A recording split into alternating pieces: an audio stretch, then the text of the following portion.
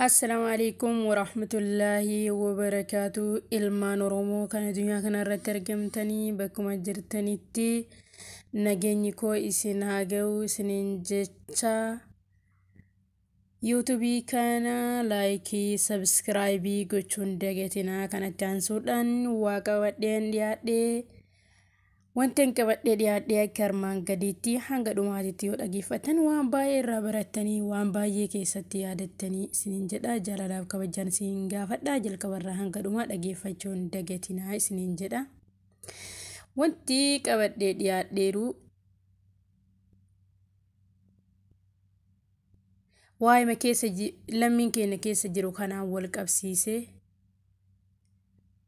waa'ee qocaa irraa waan takka dubbachuu barbaada. Hanga dhumaatitti akkana dhageeffattan. Dura qaamni qocaa akkas dhagaa hin turre. Duraan qaamni qocaa akkasitti dhagaa hin turre jedhan. Qaamni isaa hundinuu foon ture. Bara tokko bineensota keessaa albeedhaanis dabbaa yaade silaa kan barbaachisa jooraa oolu foon maaf foonu keessa hin jiru hin nyaannu jedhee yaada dhiyeesse. Kanumarratti mari'achuun leenci bineensota hundaa walga'ii yaame. Sa'aatii jedhametti bineensonni hundinuu argaman. Qocaan ariifatee deemuu waan hin dandeenyeef booda hafte. Walga'iin eegalame. Walga'ii sanarratti bineensonni baay'een yaada wal fakkaataa dhiyeessan. Utuu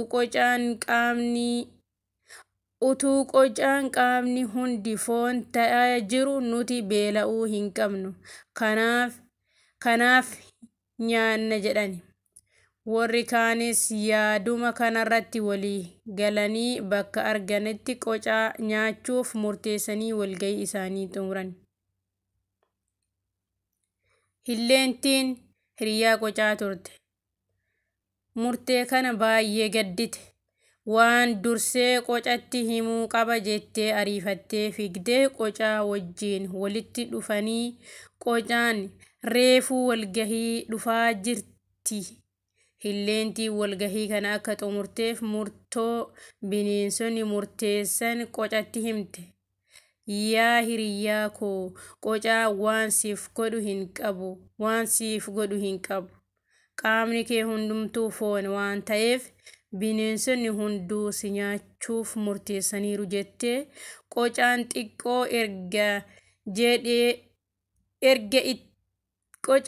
xiqqoo erga yaadeen booda deebiftee walgahiif murtoo kana keessa rabbiin jiraa jettee hilleentii gaafatte.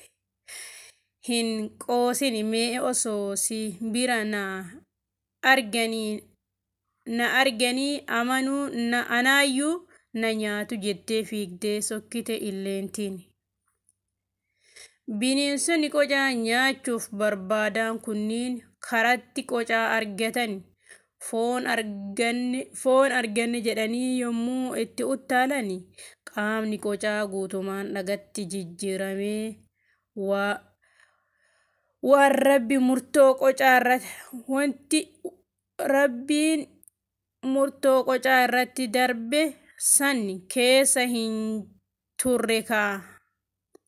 Akka itti nyaatan dhaabbatanii ilaalan. Qocaan qaama ishee dhagaa ta'e bineensota ishee nyaachuuf amuummachaa dhufan gidduu darbitee deemte. Kan rabbiitu caala. Rabbi seenaa hundaayyuu ni jijjiira. Kanaafi wanti waan kana jedheefi yaa ilmaan Oromoo akka nutti dukkanooftetti hin haftu nu bari'uu dandeetti. Kalee irraa jalqabee hanga har'aatitti sabni koo cunqurfamaa keessa turee dhiibbaa keessa turee